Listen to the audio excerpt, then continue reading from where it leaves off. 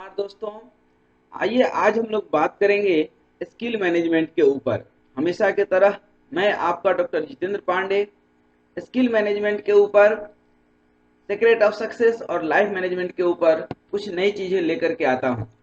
आज हम बात करेंगे कि आज के समय में जो एम्प्लॉयर है, जो नौकरी देने वाला है, जो नियोक्ता है, वह किस तरह का स्किल जो है लोगों में खोज रहा है। तो आपको या जो भी कैरियर सीकर हैं, जॉब सीकर हैं, जिनको भी नौकरी करनी है, उनको किस तरह की स्किल डेवलप करनी चाहिए इन नियोक्ताओं को देख करके, एम्प्लॉयर की रिक्वायरमेंट देख करके। तो कुछ ऐसे की स्किल हैं जिनके ऊपर आज हम बात करेंगे, जो आपके अंदर होना ही चाहिए। है तो उसको मजबूत कीजिए, नहीं है तो उस चीज को डेवलप कीजिए। बात करते हैं सबसे पहले स्किल नंबर 1। ये काफी एक रिसर्च के बाद हमें कहीं पढ़ने मिला, और हमने काफी रिसर्च के बाद ये सारे स्किल सेट करके आपके लिए मैं लाया हूं। तो सबसे पहला जो स्किल है, स्किल नंबर 1, वह है मोल भाव करने का जो तरीका है। That means you must have to have the ability to negotiate with the customer. यदि आप कस्टमर से या सप्लायर से आपके पास निगोशिएट करने की एबिलिटी है, चीजों को सेल आउट करने की क्वालिटी है, चीजों को आप बेच पाते हैं, क्योंकि मार्केट पूरा इसी चीज के ऊपर बेस्ड है कि आप किस तरह से किसी चीज को आप निगोशिएट कर लेते हैं, सेल आउट कर लेते हैं। अर्थात यदि थोड़ा सा लोकल लैंग्वेज में बोले तो गंजे को भी कंघी आप कैसे बेच लेते हैं। दैट इज दी मोल भाव करना, ये एबिलिटी आपके अंदर जो है, that is the ability to work. आपके अंदर काम करने की स्वेच्छा होनी चाहिए, एक तीव्र इच्छा होनी चाहिए, अंदर से इच्छा होनी चाहिए, और एम्प्लॉयर को लगनी चाहिए कि he is able to work, he is willing to work. क्योंकि कई बार इंटरव्यू में सारे क्वेश्चन का जवाब देना संभव नहीं हो पाता है, तो आप सारे क्वेश्चन का जवाब नहीं दे पाते हैं, लेकिन फिर भी सिलेक्शन होता है इस बेसिस पे कि आपके अंदर काम करने की तीव्र इच्छा है या नहीं, आपके अंदर सीखने की इच्छा है कि नहीं, अंतः सेल्फ मोटिवेशन है या नहीं। तो यदि इन चीजों जो है आपके अंदर है, इन चीजों की भरपूरता, तो ओबियसली आपका सिलेक्शन तय है। तो दूसरा हमारा है काम करने की अंत। नंबर 3 अर्थात एबिलिटी टू रिसर्च, चीजों को आप नए तरीके से सोच पाते हैं कि नहीं। Do you have some innovative idea और नॉट। क्योंकि जमाना जो है, समय जो है, कंपटीशन का नहीं है, किस चीज का है, इनोवेशन का है। आपके अंदर इनोवेटिव थिंकिंग है, कुछ नई चीजें हैं, तो आप शायद उस चीज को निगोशिएट कर पाएंगे। रिसर्च की एबिलिटी होनी चाहिए, ये नहीं कि रिसर्च के नाम पर आप समय और संसाधन सिर्फ बर्बाद कर रहे हो, और नई चीजें मार्केट में लेकर के आप पाते हैं कि नहीं। सिर्फ आपको चीटिंग करके या मिसगाइडिंग करके बॉस को आप लीड नहीं कर पाएंगे। आपके अंदर ये इनोवेशन होना ही चाहिए, क्योंकि आप चीटिंग करके, मिसगाइड करके एक बार, दो बार लीड कर सकते हैं, हमेशा लीड करेंगे आप तभी जब आपके अंदर इनोवेटिव आइडिया होगा, मेहनत करने का तीव्र इच्छा। फोर्थ स्किल जो है, that is the ability to take the decision. कुछ लोग निर्णय ले ही नहीं पाते हैं, हर पॉइंट पे किसी की जो है सलाह लेते हैं, हर पॉइंट पे गूगल सर्च करते हैं, हर पॉइंट पे कंफ्यूज हो जाते हैं। तो कंफ्यूज्ड लोगों को मैनेजमेंट कभी नहीं पसंद करता है। आपके अंदर निर्णय लेने की तीव्र क्षमता होनी चाहिए, और आपको अपनी उस निर्णय के अनुसार मैनेजमेंट को भी कन्विंस करने की एबिलिटी होनी चाहिए। That is the ability to take the 5 देखें, भावनात्मक रूप से मजबूत बनिए। इमोशनल मैनेजमेंट, इमोशनल इंटेलिजेंट, क्योंकि ये दुनिया जो है आपको इमोशनली ब्लैकमेल कर सकती है। हर जगह जालिम लोग बैठे हैं, कांच का घर गिफ्ट करके और पड़ोसी के हाथ में पत्थर देने वाले लोग हैं। इसलिए आप भावनात्मक रूप से कहीं भी बह मत जाइए।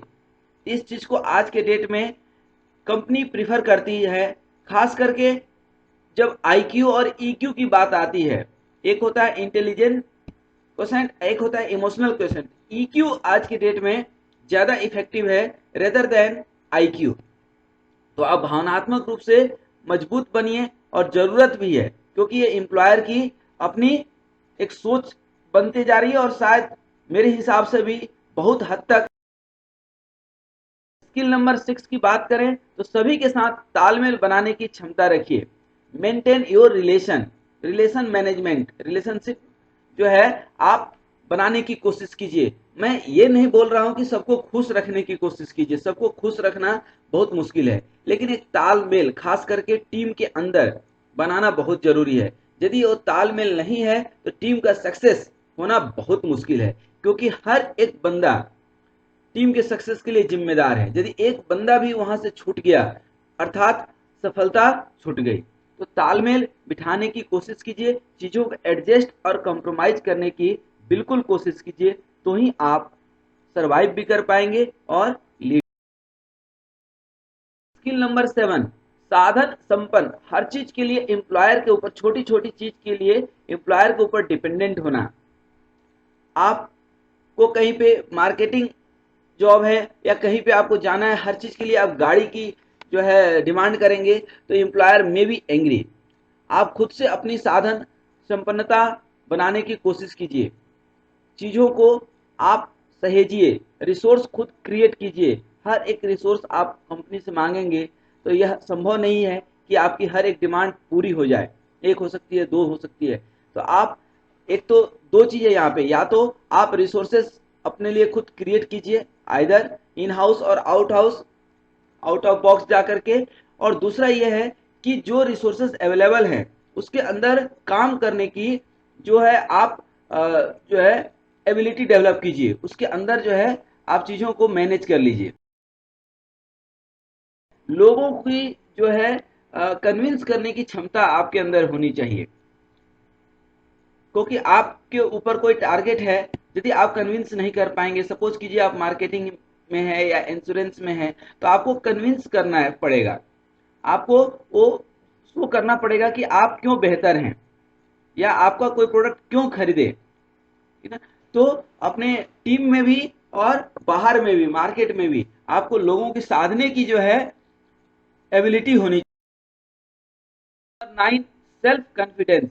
आपके अंदर खुद विश्वास जब नहीं होगा तो दूसरा कोई भी विश्वास नहीं करेगा। और कोई भी जिंदगी में काम करने के लिए आत्मविश्वास ठीक उतना ही जरूरी है जितना जीवन में पानी का महत्व है। बिना पानी का आप जीवित नहीं रह सकते हैं, उसी तरह से बिना विश्वास का भी आप मार्केट में लीड नहीं कर सकते।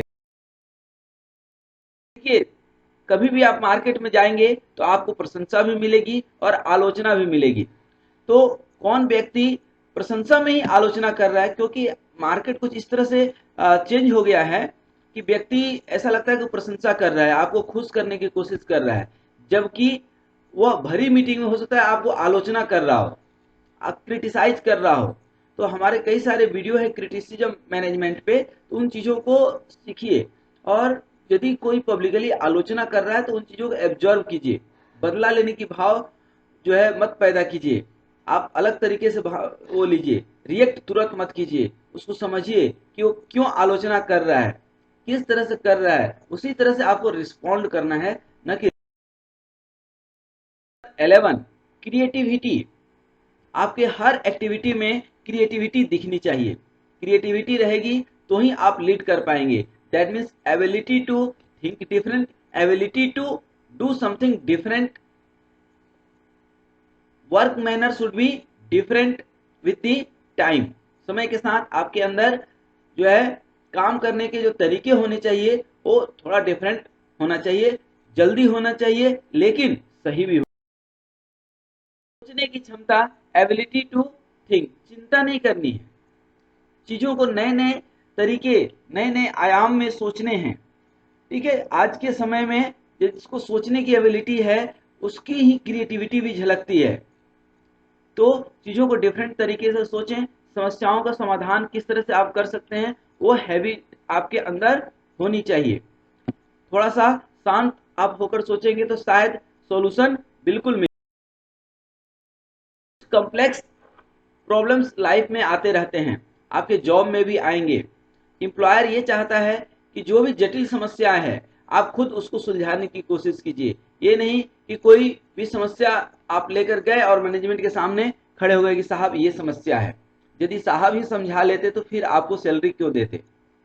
इसलिए आप खास करके कॉम्प्लेक्स प्रॉब्लम, क्योंकि यदि आपके लिए कॉम्प्लेक्स है तो हो सकता है मैनेजमेंट के लिए भी कॉम्प्लेक्स हो।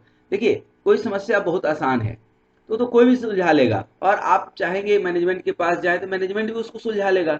लेकिन जो कॉम्प्लेक्स प्रॉब्लम है उसमें मैनेजमेंट भी कई बार कंफ्यूज हो जाता है।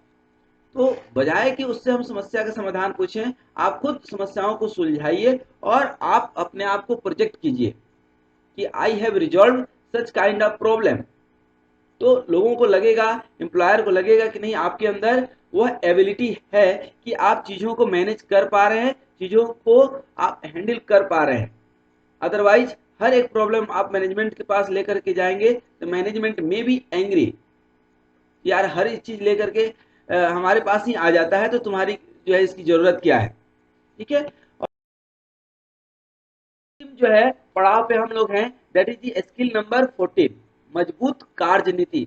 आपका जो वर्क कल्चर है, जो काम करने का तरीका है, उसकी जो आपके अंदर खुद की विल पावर है, आपके खुद के जो सिद्धांत है, नीति है, वह आपका खुद का ये सेल्फ चीजें हैं वो बहुत स्ट्रांग होनी चाहिए। ठीक है ना। तो स्ट्रांग वर्क पॉलिसी आपकी जो है दिमाग में होनी चाहिए, ये एम्प्लॉयर को जो है दिखनी चाहिए।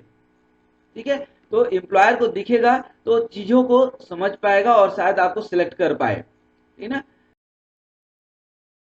लोगों ने काफी सारे कॉन्सेप्ट देखे स्किल मैनेजमेंट का कि आज के इस कम्पिटिटिव वर्ल्ड में, इनोवेटिव वर्ल्ड में, जहां हर व्यक्ति कट थ्रोट कंपटीशन से निकल रहा है, वहां पे एम्प्लॉयर आपसे क्या एक्सपेक्ट करता है, कौन से स्किल जो है वो चाहता है, इन सब चीज़ों पे हम लोगों ने अभी डिस्कशन किया। और thanks for watching this video. I hope आपको यह वीडियो अच्छा लगा होगा। इस वीडियो को जरूर लाइक कीजिए और अपने दोस्तों के साथ, रिलेवेंट पर्सन के साथ